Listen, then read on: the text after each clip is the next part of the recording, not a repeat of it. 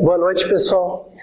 Hoje vamos falar sobre busca de vida inteligente, já chegando perto de encerrar a parte do nosso curso, encerrar o nosso curso, né? E acho que essa é uma das aulas mais esperadas, né? Muita gente se interessa por esse assunto, sobre a existência ou não de vida inteligente no universo e como que a gente pode descobrir se há vida inteligente e até entrar em contato com essa vida inteligente, digamos assim, né? Claro, eu vou oferecer para vocês uma abordagem científica, né? Então, tem toda aquela questão de ufologia, etc., mas os métodos da ufologia não são métodos científicos, né, normalmente. Então, eu vou oferecer uma resposta científica, tá? É isso que eu vou tentar mostrar para vocês. Então, antes de começar a falar sobre entrar em contato com vida inteligente, etc., né, a gente precisa pensar qual é a probabilidade de que exista vida inteligente. Então, tentar quantificar isso, essa probabilidade. Ou seja, não ficar só num achômetro puro, né? Eu acho que tem, eu acho que não tem. Não, a gente pode refinar um pouco esse achômetro, ainda vai ser achômetro, mas refinar um pouquinho mais isso, tentando compreender os fatores que entram nessa probabilidade. Então, a primeira pessoa que fez e publicou isso direito, de maneira consistente, foi esse sujeito que ainda está vivo, o Frank Drake, e ele é considerado um dos pioneiros na busca por vida inteligente. Ele está envolvido em praticamente todos os grandes projetos recentes de busca por vida inteligente, tanto de encontrar sinais, quanto de enviar sinais, quanto de estudos sobre a possibilidade de ter ou não ter, como é que seria essa forma de vida inteligente, etc.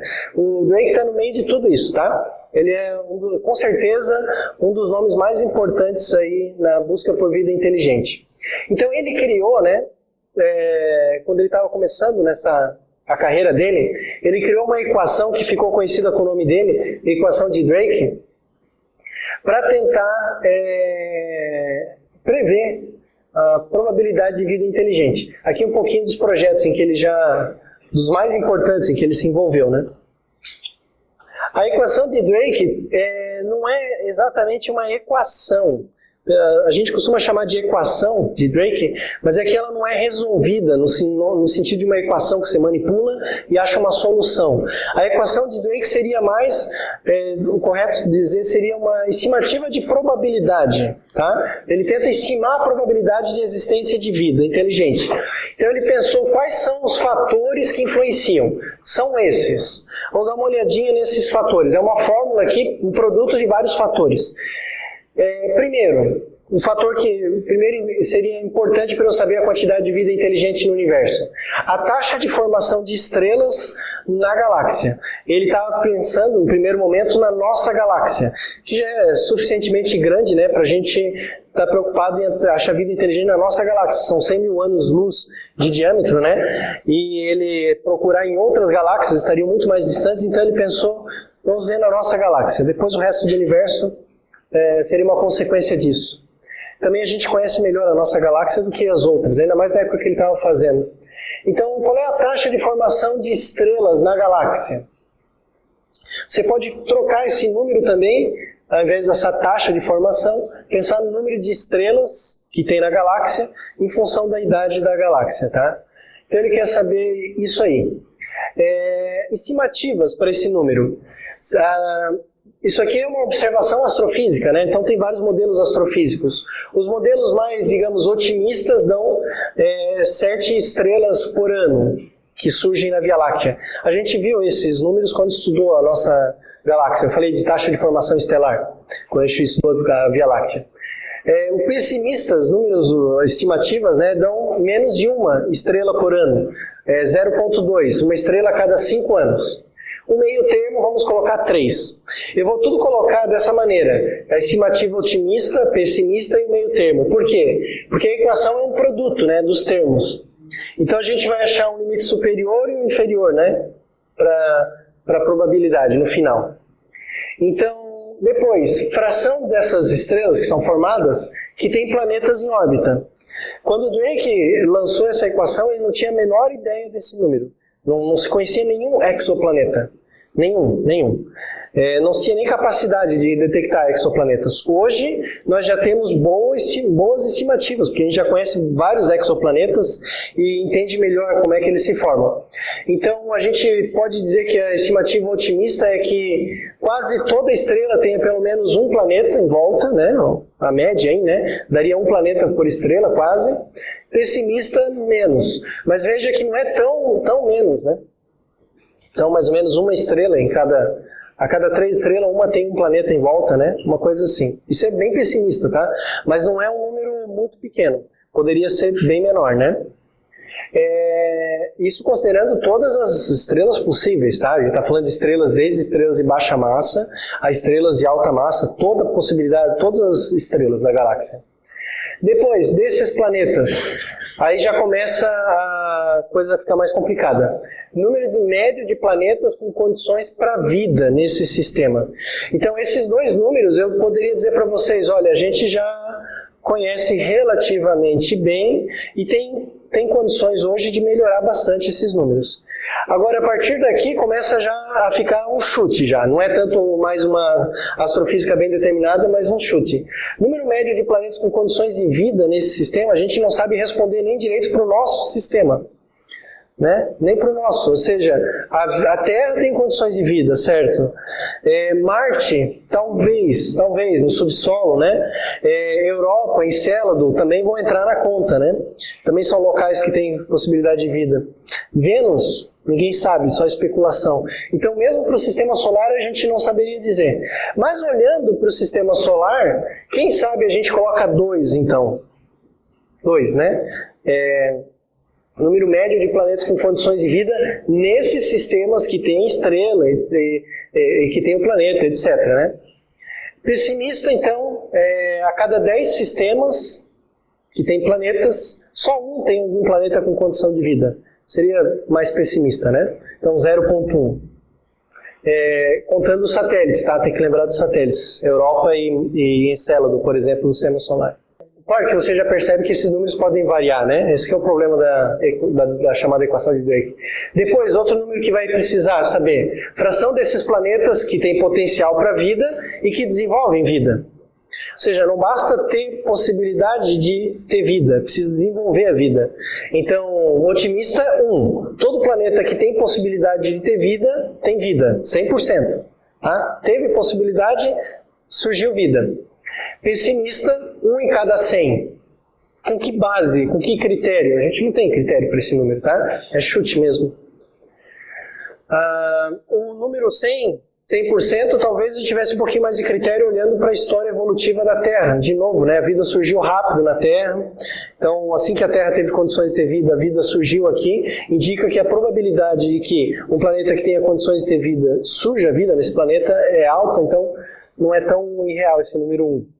Mas o limite inferior, a gente não sabe. Aí, fração que vai desenvolver vida inteligente. Então, esse número é mais chute ainda, né? A gente poderia, talvez, usar como critério aqui, não foi do lugar que eu tirei esse número, eles usaram uma outra argumentação, mas você poderia usar como critério aqui, talvez olhar para a idade do nosso planeta, o tempo que tem vida no nosso planeta e o tempo em que a vida está na Terra e que a vida é inteligente. Então, quanto tempo o Homo sapiens existe? 100, 200 mil anos, mais ou menos. As estimativas variam entre 100 a 200 mil anos. Num período de vida de 4 bilhões de anos, aproximadamente, no planeta, tá? Vai dar um número bem baixo de probabilidade de desenvolver vida inteligente, né? Mas a gente não sabe, o problema é esse é o limite inferior.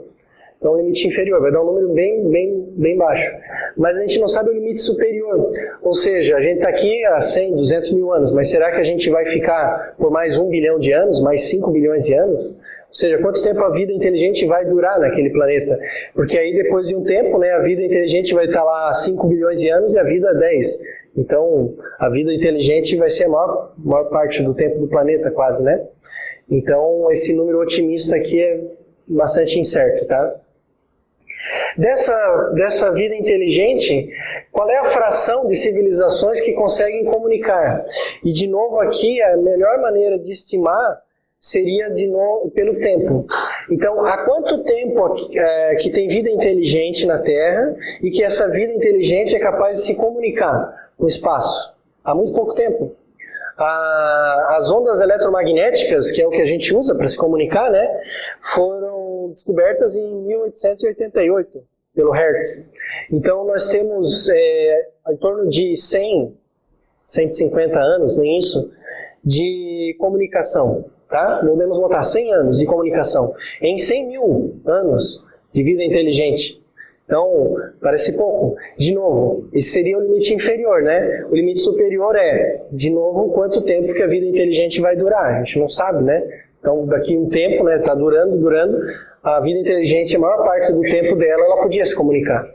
Então, algumas estimativas aqui. E, por fim, quanto tempo de existência comunicante dessa civilização? Então, o tempo total. Tudo aqui era fração, né? Tá vendo? Tudo é fração.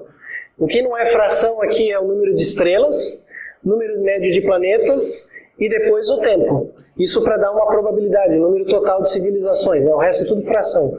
Então, qual é o tempo da civilização comunicante, né? Otimista, 200 mil anos, pessimista, 10 mil anos, mais ou menos, de existência. Ou seja, está prevendo que a gente não vai ficar aqui por muito tempo se comunicando, né? Com domínio de tecnologia para isso aí. Aí, para ter a estimativa, então, do Drake, você multiplica as coisas. A estimativa otimista vai ser multiplicar todos os números otimistas, que vai dar 560 civilizações na nossa galáxia. E a pessimista é multiplicar todas as pessimistas, que vai dar, né, uma probabilidade, um número ali, de 6 vezes 10 a menos 7. Ou seja, só existe a gente, né? A probabilidade era muito baixa, a gente está aqui, então a probabilidade de ter uma segunda civilização também é muito baixa, né?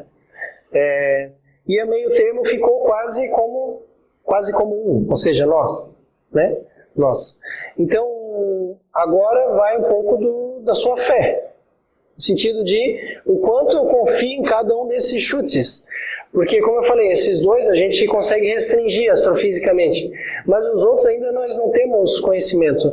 E a gente provavelmente não vai ter conhecimento enquanto não tiver contato com vida inteligente, se é que um dia vai ter. Não deu a margem de erro. A margem de erro é isso aqui, é entre o otimista e o pessimista. A margem de erro tá cheio para nada. Mas eu era aquele número de estudante. Não, mas é que não dá para calcular a margem de erro dessa maneira, com análise probabilística, porque esses números aqui não representam uma distribuição, eles só são um chute, só um indicador. Olha, eu acho que esse valor superior otimista é tanto, inferior é tanto, mas eu não tenho uma distribuição de números mesmo para poder usar uma análise estatística. Daí aquela abordagem de estudo não é consistente, quer dizer, isso não é consistente com as hipóteses daquilo. Só que ela tem hipóteses, e as hipóteses dela não são consistentes com essas coisas aqui, tá? Isso aqui é uma maneira mais grosseira de estimar, tá? Tem gente que diz que precisa de trocar algum termo, alguma coisa, mas em geral a equação tem permanecido assim, tá? Então, começamos aí vendo que é possível, acho que essa aqui é a conclusão mais interessante, talvez, da equação de Drake. É possível, tá? Que haja vida inteligente além da gente na galáxia, na nossa galáxia. No universo, então, aí você multiplica pelo número de galáxias ali, né? E aí entra o que a gente chama de paradoxo de Fermi. O paradoxo de Fermi bom, se dá para ter extraterrestres onde eles estão, né? O raciocínio de Fermi foi um pouquinho diferente do raciocínio do Drake. A ideia do Fermi é a seguinte: não dá para uma civilização, né, considerando que a relatividade está certa, uma civilização sair de uma ponta da galáxia e até a outra, porque é um tempo muito longo. Nem a nave vai durar tudo isso e tal. Então o Fermi pensou no seguinte: vamos imaginar uma civilização alienígena que ela vai colonizar a galáxia. Como é que ela vai colonizar? Vai sair uma nave e vai para um planeta. Lá naquele planeta vão construir 2 outras naves. Depois vão sair as 2 e vão para outro planeta. Vão construir outras 2 naves e assim por diante. As naves não viajam à velocidade da luz, viajam só uma fração da velocidade da luz. Quanto tempo que leva para colonizar a galáxia? Dá para a gente calcular.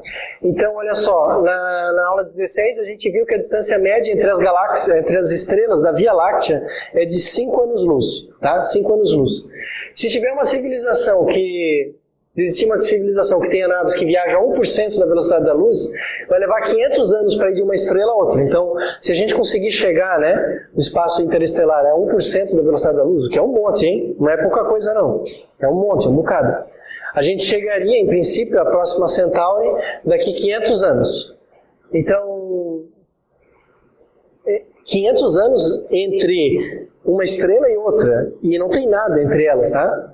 Não tem nada. Então a nave vai ficar no meio do nada por 500 anos, viajando a uma velocidade absurda, que a gente não consegue atingir hoje, 1% da velocidade da luz, tá?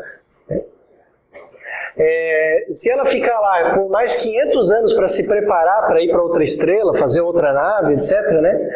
Tem que achar um planeta lá, etc., né? Vai levar 1000 anos para ir de uma estrela a outra. Você pode, não precisa 500 anos para fazer uma nova nave, então dá um pouquinho de tempo para ela viajar um pouquinho mais devagar e tal. O número relevante é esse. 1000 anos entre uma estrela e outra, tá? Esse é um número importante. Vai cruzar a galáxia a 0,5% da velocidade da luz, então, nesse 1000 anos, né? A galáxia tem, aqui eu botei 180 mil anos de luz de diâmetro, né? 100 mil anos-luz é de raio, né? Então vai colonizar a galáxia em 36 milhões de anos. Não, no tempo próprio da gente aqui, né? Quanto tempo passaria para eles, não? Seria uma boa pergunta, né? Excelente pergunta, é verdade. É verdade. Vou calcular, depois eu digo para o senhor. Qual é que seria o tempo deles, né? Eu calculei no nosso tempo, né? Porque o tempo vai passar mais devagar para eles, né? Tá. O tempo vai passar mais devagar para eles. Exatamente. Sim. Você tem que fazer essa conta aqui, né? O tempo na nave vai ser igual a 1000 anos vezes raiz de 1 menos b quadrado sobre c quadrado. Isso aqui vai ser o tempo da nave. Calcula isso, Luiz, pra gente. Depois você me fala. A velocidade da nave é 1% da velocidade da luz, né? Então, vai ser assim, ó. 1000 vezes 1 menos 0. Não era 1%, né? Era 0,5%. Não vai ficar muito menor, não. Viu? Velocidade da nave sobre a velocidade da luz. Certo. Como é 0,5%, né, vai ficar assim. Certo. É isso, né? Não, isso aqui é 5%, né? 55, isso aqui é 5%, é. Isso, velocidade da nave em termos da velocidade da luz. Aí. 0,5%, né? Então, esse número que é interessante. Eles poderiam colonizar toda a galáxia, né? Toda a galáxia, os planetas, as estrelas que têm planetas habitáveis, né? Colonizar essas estrelas em torno de 36 milhões de anos. Tá, daí se você pensar, tá, mas eu quero mudar um pouquinho os critérios, eu quero mudar um pouco a velocidade, ao invés de fazer uma nave eu quero fazer 2, 3, eu sei que as estrelas do disco são mais azuis, não devem ter planetas. As outras aqui fora do disco são mais velhas, tem outros tipos de planeta. Se você começar a colocar a conta mais detalhada, isso aqui é interessante, com as características da nossa galáxia, você descobre que esse número não muda absurdamente. Tá? O número não muda absurdamente. Esse número grosseiro que a gente encontrou 36 milhões de anos para colonizar a galáxia vai diminuir para alguns poucos milhões de anos, num cenário mais favorável, para algumas centenas de milhões de anos. Tá? Então, 100 milhões de anos, uma coisa assim. Não muda muita coisa, né? Não muda porque você não tem que esperar, né? 70 milhões de anos a mais, né? Mas é alguns milhões de anos, tá? Alguns milhões de anos. Esse tempo para colonizar toda a galáxia. Só que agora, compara esse tempo com o tempo de existência de vida na Terra, de novo. Estamos falando de na pior das hipóteses lá, 100 milhões de anos. 100 milhões de anos atrás, estava cheio de dinossauro na Terra. A Terra tem vida há 4 bilhões de anos. Então, é possível colonizar uma galáxia. É possível que uma civilização colonize uma galáxia. Tá? Em termos de tempo de vida que a gente conhece na Terra, não é uma coisa maluca. E o Fermi, então, que é um físico muito famoso, trabalhou com física nuclear, era um físico experimental e também desenvolveu trabalhos teóricos importantes. O Fermi, então, se perguntou onde é que estão os ETs. Por quê? O Sol tem 5 bilhões de anos. A vida inteligente, né, levou 5 bilhões de anos para surgir aqui, né, mais ou menos. Mas a nossa galáxia tem 15. Então, há 10 bilhões de anos que já poderia ter vida inteligente na galáxia. Se já era possível ter vida inteligente há 10 bilhões de anos atrás, e a vida inteligente levaria alguns milhões de anos para se espalhar pela galáxia, né? Por que ainda não está aqui? Por que ainda não está aqui? Tempo de sobra qualquer civilização inteligente teve para colonizar toda a galáxia. Tá? Teve tempo de sobra. Então, se surgiram 500 civilizações inteligentes na galáxia, essas 500, em princípio, tentariam colonizar a galáxia. Pelo menos para o ser humano é algo natural, né? O ser humano ele é desbravador, é um colonizador, né? Ele faz isso, faz parte da sua natureza, né? Desbravar e colonizar e dominar. É a nossa natureza. A gente não estava há poucas aulas atrás falando das tentativas de colonização de Marte, do Sistema Solar e tal. Isso não nos empolgava, pelo menos eu fico extremamente empolgado com essas coisas, de colonizar o Sistema Solar. É na natureza humana. Então uma civilização inteligente que tenha tecnologia para isso, vai fazer isso. Vai tentar fazer. Assim como a gente já está tentando fazer no nosso Sistema Solar. Então o Fermi se perguntou, onde é que estão os ETs? É um paradoxo, é chamado paradoxo de Fermi, tá? Bom, para responder o paradoxo do Fermi, então, tem várias hipóteses que a gente pode levantar. Por que os ETs não estão aí? Várias hipóteses, tá? Aqui ele está lendo um livrinho, Como Cozinhar Humanos. Surgiram poucas civilizações inteligentes. A equação de Drake lá, né? É uma possibilidade, né? Poucas civilizações inteligentes. Talvez nós sejamos a primeira. Talvez nós sejamos a segunda, a terceira, a 10ª. E não é fácil colonizar toda a galáxia. Então quem tentou não conseguiu. Pode ser. Não duram todo esse tempo, né? A vida inteligente se destrói, não consegue durar milhões e milhões de anos. Nem o tempo suficiente para começar a sair para colonizar a galáxia. Ou sai e não dura dentro de uma espaçonave, né? Vocês acham que durariam ali milhares de humanos dentro de uma espaçonave muito tempo? Talvez não dure, né? Então não se sabe. Outra coisa, né? Às vezes a vida inteligente não chegou aqui, mas está colonizando a galáxia ainda. Nesse caso, talvez não consiga se comunicar ainda com a gente, mas estão colonizando. Já, né, pode ter surgido uma civilização inteligente, não há 10 bilhões de anos atrás, mas alguns milhões, e está colonizando, está chegando perto, mas ainda não se comunicou com a gente. Com certeza é muito caro explorar a galáxia, né? Em termos de recursos. Não basta você mandar uma nave para um planeta qualquer e achar que vai encontrar todos os recursos que precisa lá, né? Imagina, saiu uma nave, encontrou um planeta como Marte. Não vai encontrar tudo que precisa em termos de recurso lá. Então, é complicado essa questão de explorar a galáxia e colonizar. Essa colonização não é simples, né? Também a gente está procurando há bem pouco tempo. Isso é verdade, né? Nós estamos procurando por vida extraterrestre inteligente, né, em termos de comunicação. Depois eu vou mostrar um vídeo para vocês. Há 40 anos, mais ou menos. 40, 50 anos a gente está procurando. Então a gente acabou de começar a procurar, né? E outra hipótese mais famosa é que eles não querem ser vistos. Então é chamada hipótese do zoológico. Eles estão nos olhando, mas não querem que a gente os veja, né? Em Star Trek, quem gosta de ficção científica, né? A Frota Estelar tem uma diretriz, né? Não interferir em civilizações menos avançadas, mais atrasadas, né? Então, assumindo que não dá pra gente ficar passivo nessa história, né? Esperando os ETs aparecerem, como é que a gente pode tentar detectar sinais? Então, quais são os sinais de vida inteligente, né? tem vários sinais que são promissores para detecção, tá? Então, assim, tem muita coisa, né, que pode a vida inteligente dar de sinal. Mas o que serviria para hoje a gente detectar? Então, o que a gente teria instrumentos? Atmosferas planetárias com poluição. Eu falei já para vocês isso, né? É interessante isso. A nossa civilização está alterando o planeta.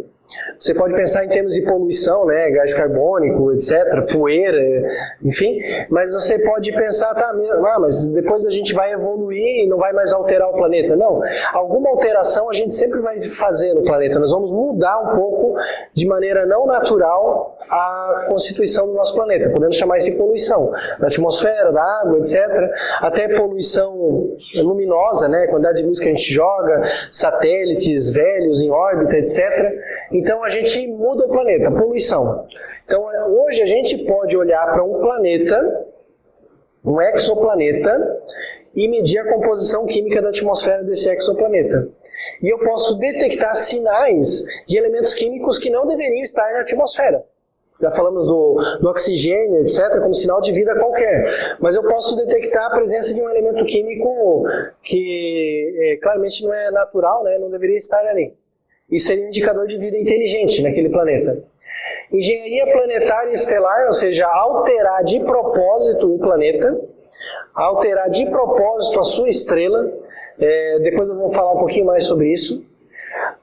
O mais óbvio, comunicação, né? A gente recebe ali um código Morse extraterrestre, então sabemos que os ETs estão falando com a gente.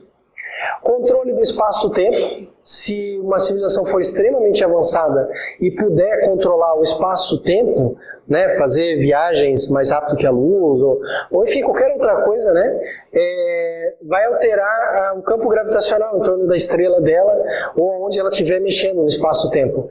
E a gente vai poder detectar isso observacionalmente. Assim como a gente usa lentes gravitacionais para medir massas de galáxias, detectar a presença de exoplanetas e outros objetos, a gente vai poder detectar alterações do espaço-tempo via alterações gravitacionais. Se eles controlarem o espaço-tempo, a gente vai ver. E outro que seria o melhor de tudo, né? Achar um ET aqui, né? Um ET que todo mundo pudesse ver, mexer nele, né? Não só nas filmagens, né? Ou seja, achar um ET mesmo e que todas as pessoas tivessem acesso, né? Os cientistas, pelo menos, né? Não ficasse escondido lá na área 51. Poluição. Então, alguns elementos químicos são mais fáceis de serem detectados e são, pelo menos aqui, né, fruto da atividade industrial. Elementos à base de cloro. Tá? O cloro é um elemento químico muito reativo, não é para ter cloro na atmosfera, mas a indústria usa muito, né? Então, elementos à base de cloro é uma possibilidade. Óxidos de enxofre e nitrogênio e fuligem, bastante fuligem também, né? Dependendo do tipo de fuligem, ela muda bastante o espectro da atmosfera. Então seria algo detectável, tá? Bem detectável. A engenharia planetária é super interessante. A ideia da engenharia planetária, né? Uma das ideias por exemplo, obter energia. Aqui tem uma imagem, né, da nave lá de Star Trek, né? Em torno de uma estrela com uma chamada esfera de Dyson. Então você já não consegue mais se ater a pegar a energia que o Sol manda aqui para a Terra. Você manda, a captação de energia envolve o Sol. Toda a energia do Sol seria absorvida por placas solares lá. Tá? Você não precisa fechar toda a estrela, você imagina painéis solares em órbita do Sol. Uma coisa assim, né? E você conseguisse depois usar essa energia. Então você vai fechar a estrela, chamada esfera de Dyson. Ou tampar uma parte dela. E você vai obter muita energia assim, tá? E várias outras coisas, né? Colonizar planetas, enfim, né? Até construir, entre aspas, estrelas artificiais. Depois, a obtenção de recursos minerais deve alterar também o sistema planetário, né? E o fluxo de naves vai acabar deixando materiais ali, né, no disco que a gente poderia detectar, tudo via espectro, análise de espectro desses sistemas. E comunicações, claro, né? Isso aí sempre, né? Muita comunicação. Se tiver uma civilização inteligente que já dominou o seu sistema planetário, ela vai ter que se comunicar muito, né? Então essas ondas de rádio ou qualquer outra coisa vão para o espaço. E a gente poderia detectar isso aí. Tá? E no final do ano passado, e esse ano, se falou muito dessa estrela aqui, ó. Uma estrela que tem uma curva de luz muito curiosa. Nesse gráfico de cima, você está vendo a intensidade de luz da estrela, né, normalizada, ou seja, aqui vale 1, né, o brilho normal da estrela em função do tempo. Essa barra aqui são 500 dias, ou seja, quase 2 anos. Tá? O que essa estrela tem é que ela oscila muito de luminosidade. E oscila de uma maneira completamente aleatória para a gente. A gente não entende o padrão de oscilação de luminosidade dessa estrela. E eventualmente o brilho dela cai aqui, olha, esse aqui ainda nem é o máximo, mas tem circunstâncias em que o brilho caiu 22%. Tá? E para os nossos padrões completamente aleatório. Recentemente ela tem variado mais ainda de brilho. Tá? Essa parte amarela aqui, ele deu um zoom, né? Aqui numa janela de 20 dias. Tá? Esses são dados de 2009 a 2013. No ano passado e começo desse ano ela oscilou mais ainda. Tá? E é completamente, como eu disse, aleatório para a gente não entende o que está acontecendo com essa estrela. Nunca vimos nada parecido, tá? Como essa estrela aí. Explicações, tem diversas explicações. Uma possibilidade seria uma esfera de Dyson, né? Seria uma esfera de Dyson na estrela, ou seja, tem estrela e esses satélites que absorvem energia estão distribuídos de maneira não uniforme.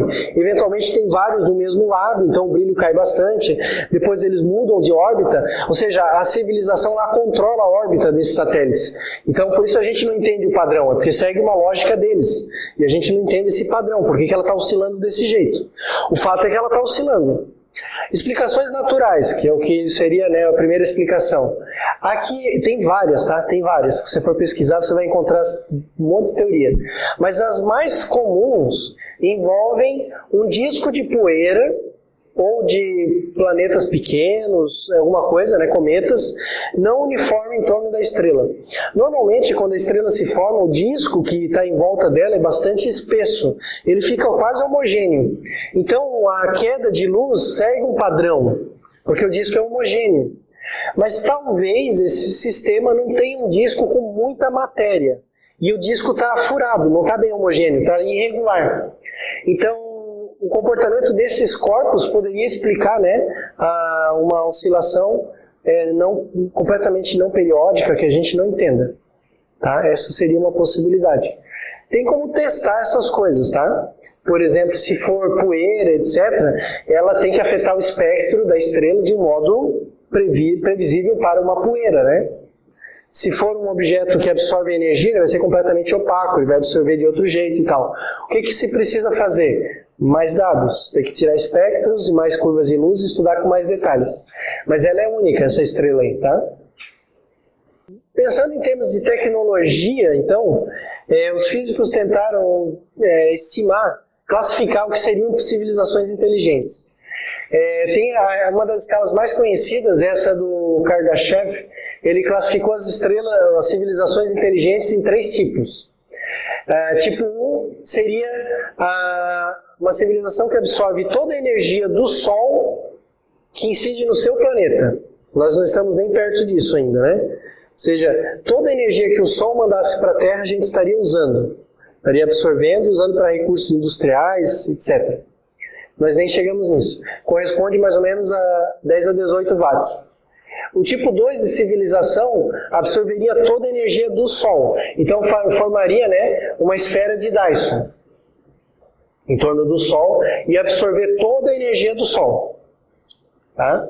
A quantidade de energia total do Sol, então, seria algo em torno de 10 a 26 watts, muito mais, né? E uma civilização tipo 3 vai absorver toda a energia da galáxia. Então já teria colonizado toda a galáxia e todos os pontos de colonização da galáxia seriam do tipo 2. Então você foi colonizando a galáxia e todas as estrelas da galáxia estão sendo usadas para alimentar essa civilização inteligente que está distribuída por toda a galáxia. E você teria atingido o nível 3, tá? Isso em termos de consumo de energia. Uma outra escala análoga a essa daqui, do John Barrow, é em termos de nanotecnologia. Ele deu uns nomes aqui, nada a ver, né? Tipo 1 menos, 2 menos, tudo menos, nada a ver os nomes dele, mas enfim, a ideia dele, civilização do tipo 1, manipula objetos do próprio tamanho. Então, nós estamos já mais adiantados do que isso, né? Tipo 2, capaz de manipular genes. Depois vai diminuindo, moléculas, cria materiais, a nanotecnologia, né? Nós estamos aqui, mais ou menos, né? Aqui. E depois vai indo para cada vez mais pequeno, que é mais difícil de controlar, né? Átomos, capacidade de criar vida artificial, núcleos atômicos, não é só destruir, como a gente faz hoje. Hoje a gente destrói núcleo atômico, né? Joga um contra o outro no acelerador de partícula e destrói tudo e vê o que dá, né? Não é isso, é manipular, conseguir montar as coisas, enfim, né? Diferente. Partículas fundamentais e, por fim, o espaço-tempo. São algumas propostas, né? Como classificar as civilizações aí. Seria útil para a gente usar como critério, né? Com que tipo de civilização eu vou interagir ou não. Como eu disse, essas coisas podem parecer um pouco meio que viagem, mas não são. Elas fornecem critérios que a gente pode usar para tentar identificar essas civilizações. Então, por exemplo, a ideia de que uma civilização vai absorver toda a energia da estrela e quando ela for colonizando a galáxia, ela vai absorvendo a energia de várias estrelas da galáxia, é observável. Você pode observar galáxias e ver se elas têm espectros fora do normal. Por exemplo, em 2014, esse grupo aqui de astrofísicos, ele estudou uma amostra de 100 mil galáxias, observadas, se eu não me engano, com o telescópio Sloan. Acho que foi com o Sloan. 100 mil galáxias, eles pegaram dados de 100 mil galáxias. Dessas 100 mil galáxias, eles pegaram as 50 galáxias que mais emitiam luz no infravermelho. Por que no infravermelho? Porque as galáxias, a luz das estrelas, a maior parte delas é emitida no óptico, no ultravioleta, né? Por aí. Então eles pegam o infravermelho próximo. Se você absorve essa energia, você vai fazer o quê? Vai realizar trabalho. Então vai usar para alguma coisa sua, né? Vai realizar trabalho. E a termodinâmica diz que quando você pega energia e realiza trabalho, né? Tem a saída de calor, é a geladeira lá, né? Você pega energia elétrica, realiza um trabalho lá para gelar a sua geladeira e depois elimina uma parte ali, vai em forma de calor, máquina de Carnot. Então a ideia é o seguinte, se essa civilização estiver absorvendo energia das estrelas, uma parte dessa energia vai ser reirradiada como calor, no infravermelho provavelmente. Então você poderia ver esse efeito, né, da civilização estar absorvendo boa parte da energia da galáxia, como a galáxia está irradiando de modo anormal no infravermelho. Então eles pegaram nessas 100 mil amostras de galáxias, 50 que mais emitiam no infravermelho distante, que é onde deveria ser a emissão térmica, tá? Uma coisa dessa. Eles não conseguiram explicar o espectro infravermelho dessas galáxias por nenhum modelo. Normalmente quem emite no infravermelho é poeira. A poeira faz isso, ela absorve a luz normal, comprimento de onda normal, esquenta e reirradia no infravermelho. Isso é o comportamento clássico de poeira. Poeira sempre faz isso. Então a primeira coisa que eles tentaram foi, vamos encher de poeira nessas galáxias. Vamos botar toneladas e bilhões e bilhões e bilhões de toneladas de poeira. Não deu para explicar o espectro, não fechou a conta. Tá? E eles não conseguiram. E aí disseram, bom, pode ser resultado, né, de uma civilização inteligente. E eles estavam procurando isso, né? Eles estavam estudando essa banda no infravermelho para procurar por civilizações extraterrestres que usavam grandes suprimentos de energia. É o título do artigo deles, tá?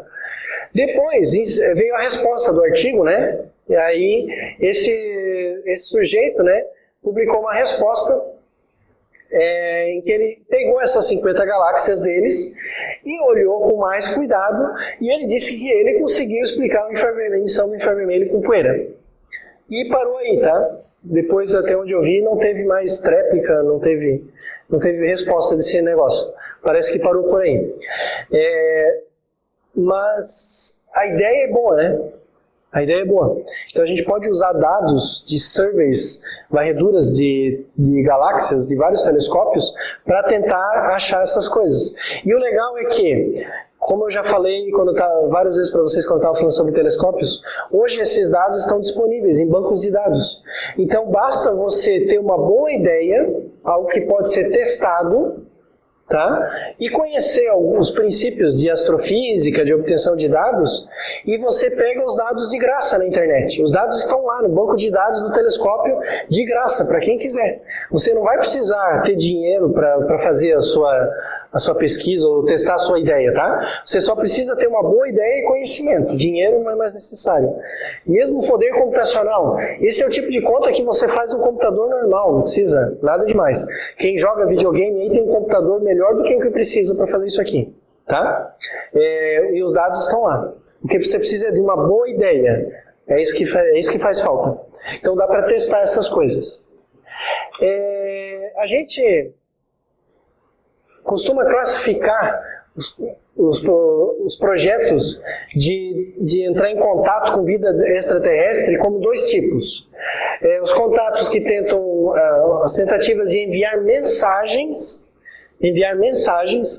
extraterrestres e as tentativas de receber mensagens extraterrestres, tá?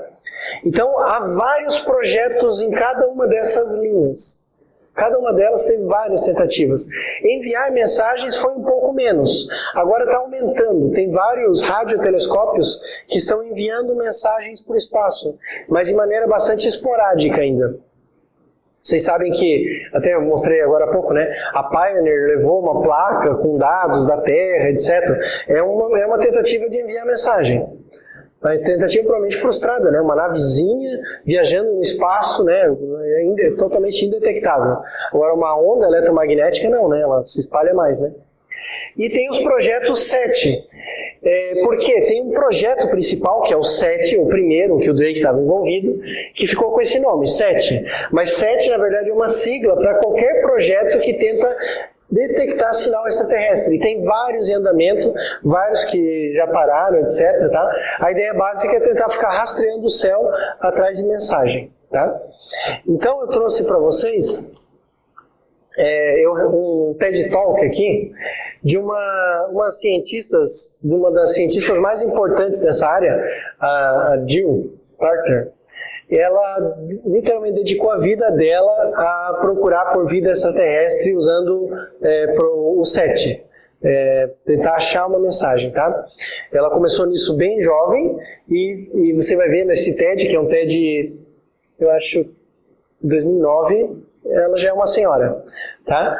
E ela vai falar um pouco dessas coisas do SET, ou seja, eu me impressiono com isso. Me impressiono com hoje, né, na nossa sociedade, em que tudo é tão rápido e volátil, né, que uma pessoa tenha conseguido dedicar a vida inteira a um ideal, né, que era achar vida extraterrestre. Acho impressionante. Eu cortei um pouco o TED porque tem umas horas que ela, inclusive, fala coisas que hoje já estão desatualizadas, de exoplanetas e tal. Então eu tirei algumas partes para ele não ficar também tão longo, tá?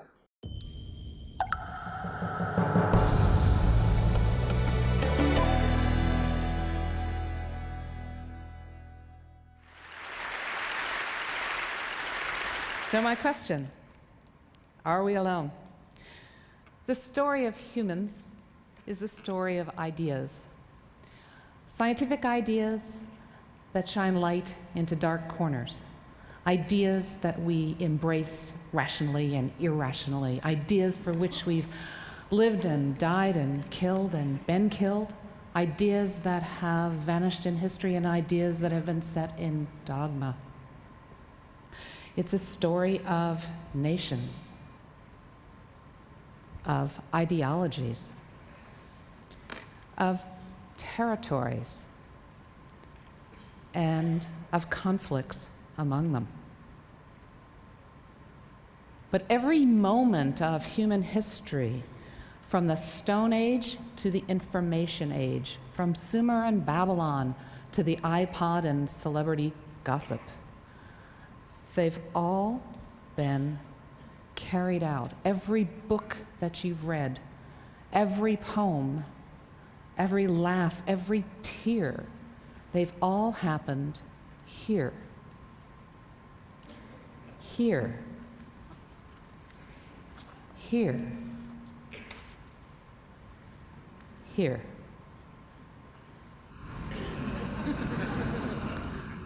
Perspective is a very powerful thing.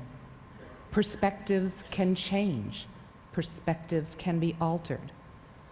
From my perspective, we live on a fragile island of life in a universe of possibilities.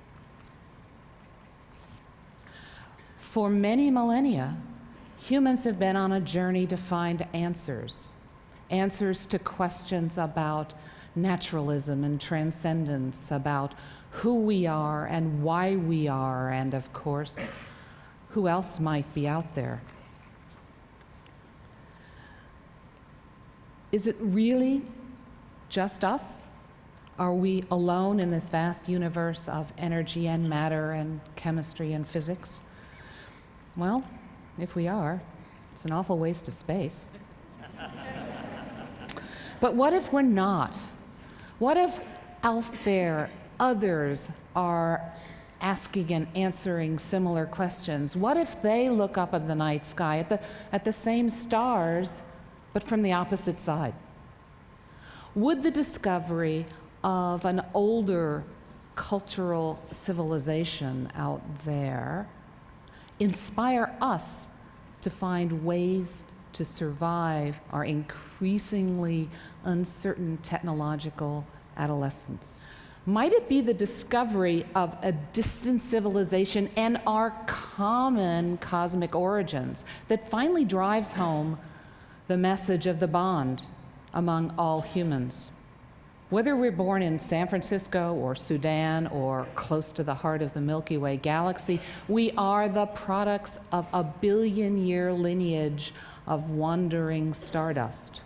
We, all of us, are what happens when a primordial mixture of hydrogen and helium evolves for so long that it begins to ask where it came from. 50 years ago, the journey to find answers took a different path, and SETI, the search for extraterrestrial intelligence, began. So what exactly is SETI? Well, SETI uses the tools of astronomy to try and find evidence of someone else's technology out there. Our own technologies are visible over interstellar distances, and theirs might be as well. It might be that some massive network of communications, or some shield against asteroidal impact, or some huge astroengineering project that we can't even begin to conceive of could generate signals at radio or optical frequencies that a determined program of searching.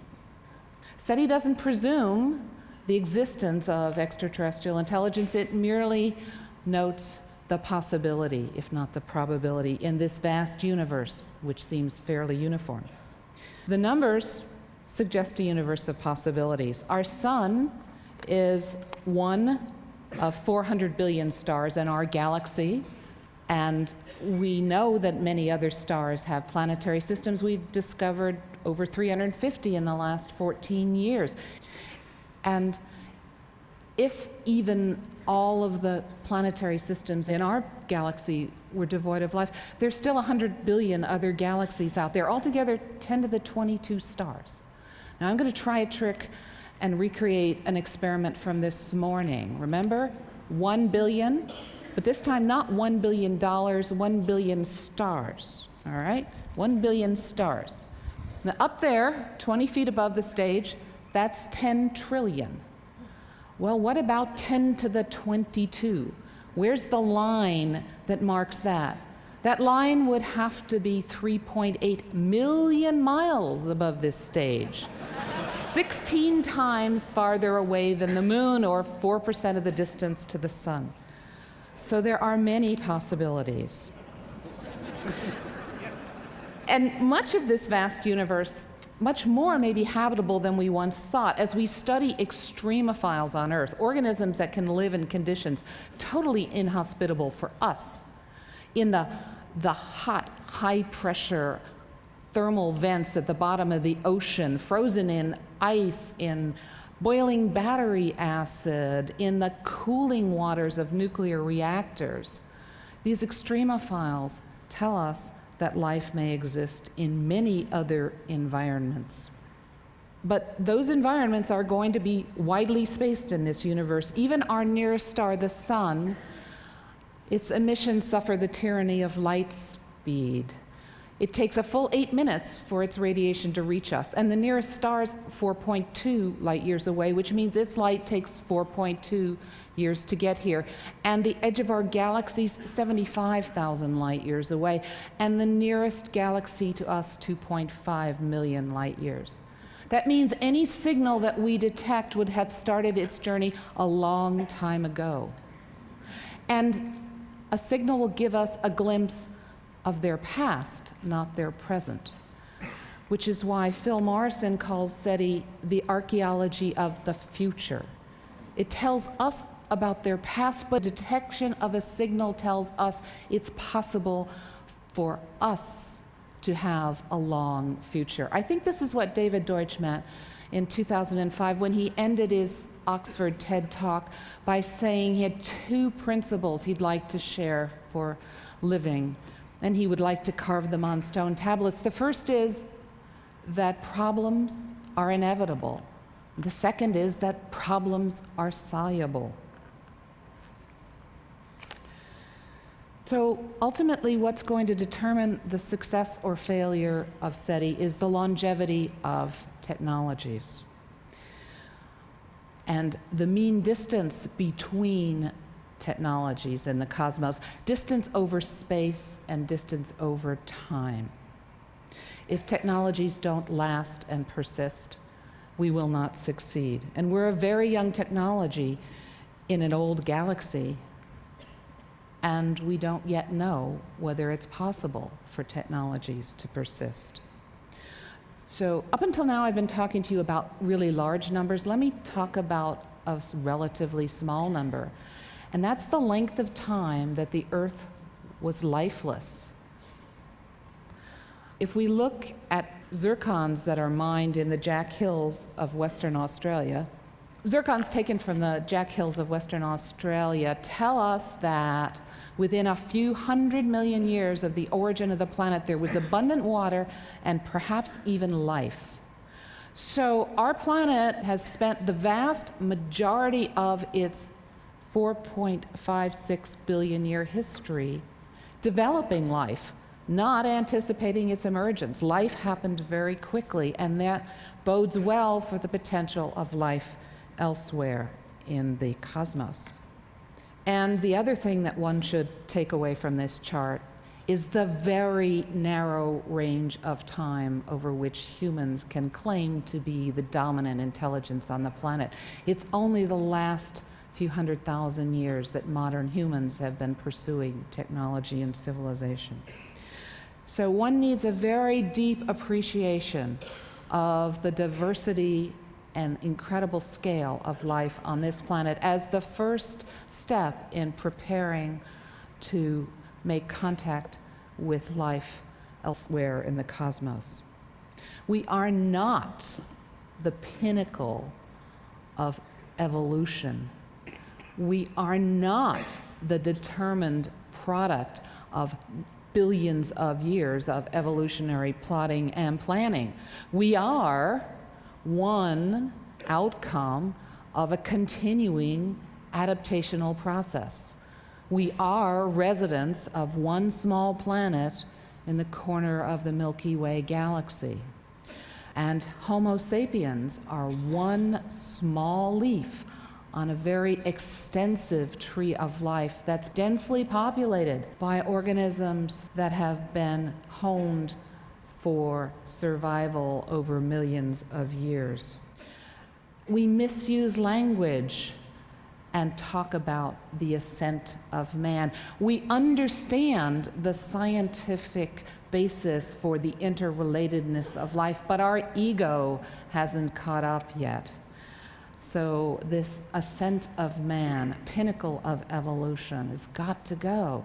It's a sense of privilege that the natural universe doesn't share. Lauren Isley has said that one does not meet oneself until one catches the reflection from an eye other than human. One day that eye may be that of an intelligent alien.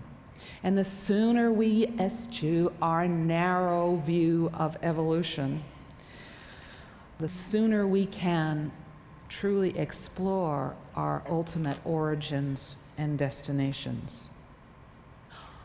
We are a small part of the story of cosmic evolution, and we are going to be responsible for our continued participation in that story, and perhaps SETI will help as well. Occasionally throughout history, this concept of this very large cosmic perspective comes to the surface, and as a result, we see transformative and profound discoveries. So in 1543, Nicholas Copernicus published on the revolution of heavenly spheres. And by taking the Earth out of the center and putting the sun in the center of the solar system, he opened our eyes to a much larger universe of which we are just a small part. And that Copernican revolution continues today to influence science and philosophy and technology and theology. So in 1959, Giuseppe Cocconi and Philip Morrison published the first SETI article in a refereed journal and brought SETI into the scientific mainstream. And in 1960, Frank Drake conducted the first SETI observation looking at two stars, Tau Ceti and Epsilon Eridani, for about 150 hours. Now, Drake did not discover extraterrestrial intelligence, but he learned a very valuable lesson from a passing aircraft, and that's that terrestrial technology can interfere with the search for extraterrestrial technology. We've been searching ever since, but it's impossible to overstate the magnitude of the search that remains. All of the concerted SETI efforts over the last 40-some years are equivalent to scooping a single glass of water from the oceans, and no one would decide that the ocean was without fish on the basis of one glass of water. The 21st century now allows us to build bigger glasses, much bigger glasses. In Northern California, we're beginning to take observations with the first 42 telescopes of the Allen Telescope Array. And I've got to take a moment right now to publicly thank Paul Allen and Nathan Myhrvold and all the Team SETI members in the TED community who have so generously supported this research. Thank you.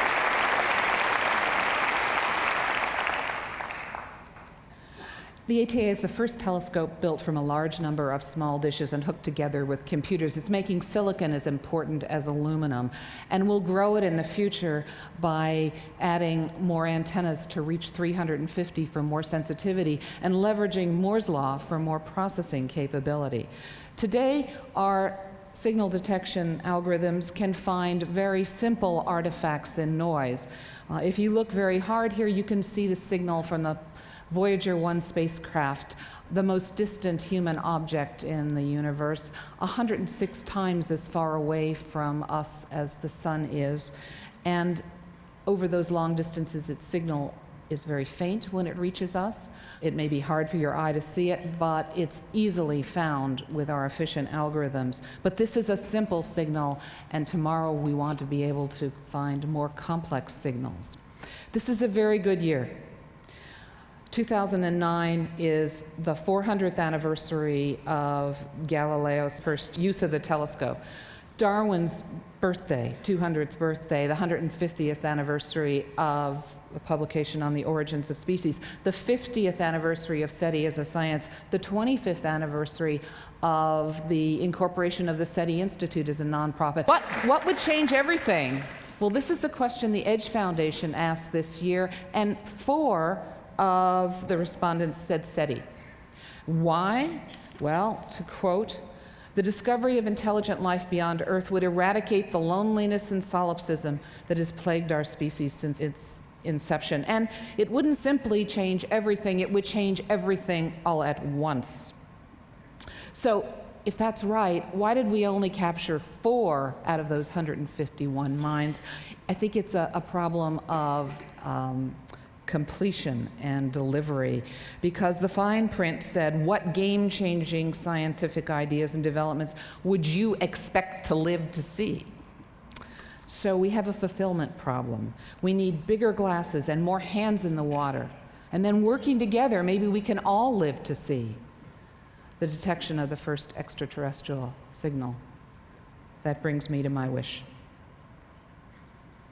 I wish that you would empower Earthlings everywhere to become active participants in the ultimate search for cosmic company.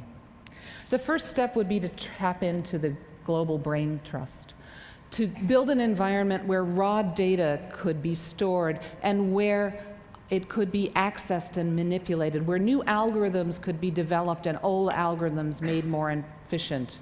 And this is a technically creative challenge, and it would change the perspective of people who worked on it. And then we'd like to augment the automated search with human insight. We'd like to use the pattern recognition capability of the human eye to find faint, complex signals that our current algorithms miss. And of course, we'd like to inspire and engage the next generation. We'd like to take the materials that we have built for education and get them out to students everywhere, students that can't come and visit us at the ATA. We'd like to tell our story better and engage young people and thereby change their perspective. I'm sorry, Seth Godin, but over the millennia, we've seen where tribalism leads. We've seen what happens when we divide an already small planet into smaller islands. And ultimately, we actually all belong to only one tribe, to Earthlings.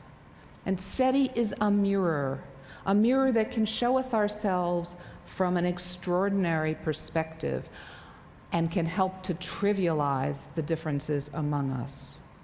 If SETI does nothing but change the perspective of humans on this planet, then it will be one of the most profound endeavors in history. So in the opening days of 2009, a visionary president stood on the steps of the US Capitol and said, "We cannot help but believe that the old hatreds shall someday pass, that the lines of tribe shall soon dissolve, that as the world grows smaller, our common humanity shall reveal itself." And so I look forward to working with the TED community to hear about your ideas about how to fulfill this wish. And in collaborating with you, hasten the day that that visionary statement can become a reality. Thank you. Então ela falou algumas coisas muito importantes, né, do projeto da busca, que precisa continuar a procurar, né, que eu acho que envolver mais pessoas, colocar os dados publicamente na internet para que qualquer pessoa tenha acesso a esses dados, como já está se tornando prática na astrofísica, né, e que as pessoas possam analisar isso de maneira independente, né. Então, alguém que tem uma boa ideia, tem os dados à mão para tentar colocar em prática essa ideia, né? Porque o sinal pode estar escondido no meio de um padrão que a gente não consegue reconhecer facilmente, né? Mas uma vez detectado, o potencial é muito grande, né? Além do SET, tem outros do SET que ela está falando, né? Que é o projeto SET, que envolve mais os americanos, tem outros projetos em andamento. Até os chineses estão envolvidos com o SET. Hoje eles têm o maior radiotelescópio do mundo, que é esse daqui. Entrou em funcionamento no ano passado, esse radiotelescópio. Ele tem 300 metros, não, tem mais de 300 metros, acho que tem 500 metros, quase. E ele é diferente dos outros radiotelescópios desse tamanho. Isso aqui é uma cadeia de montanhas. E aqui tinha umas pessoas que moravam, mas os chineses pediram para eles morarem em outros lugares, eles foram. Depois eles fizeram o radiotelescópio no lugar ali, né? Eles saíram gentilmente. E esse radiotelescópio ele tem um potencial tremendo, ele tem, como disse, a antena dele eu acho que tem quase 500 metros, mas o diferencial dele é que ele tem umas torres, acho que não dá para ver direito aqui, com os fios, e o ponto focal dele pode andar pelo telescópio. Então você consegue mudar a direção do local para onde você está observando, né? Então ele tem um campo de observação maior. Apesar da antena ser fixa, ficar em uma montanha, né, presa, a direção que ele está observando ela pode mudar. Tem um ângulo de até 40 graus e consegue seguir um objeto no céu por 4 a 6 horas. Então tem um potencial tremendo esse radiotelescópio.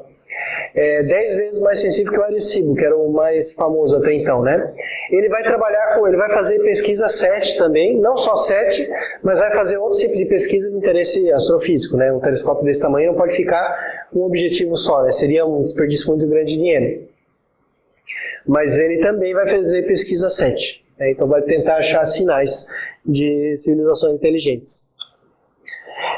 Para finalizar, a gente pode se perguntar, então, o que aconteceria se houvesse contato?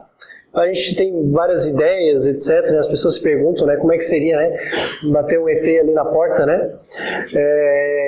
O que aconteceria, né? Então, eu peguei um artigo bem interessante, se você procurar na internet, você acha o artigo, que um grupo de cientistas tentou listar, né, organizar as possibilidades, várias possibilidades, tá? Então vamos ver. Eles colocaram, pensaram em termos das consequências do contato, tá? Então, primeiro, consequências benéficas. Um ET bonzinho, como esse aqui do MIB, né, que é um carteiro e trabalha para eles lá, né, seria uma consequência benéfica. Ou seja, a gente iria só detectar, por exemplo, com o SET, detectar, mas não entraria em contato com eles. Ia ver as mensagens, etc., né? Teria implicações filosóficas e religiosas positivas, né? A humanidade iria crescer. Ou ETs cooperativos, que iriam vir aqui ou enviar sinais, nos ajudar a desenvolver ciência, resolver nossos problemas, etc. E também poderia ser uma coisa positiva detectar ETs não cooperativos, ou seja, ETs que a gente pudesse dominar e usar, né? Bom, você pode achar um pouco mal isso, mas enfim, né? Poderia ser bom para a humanidade, né?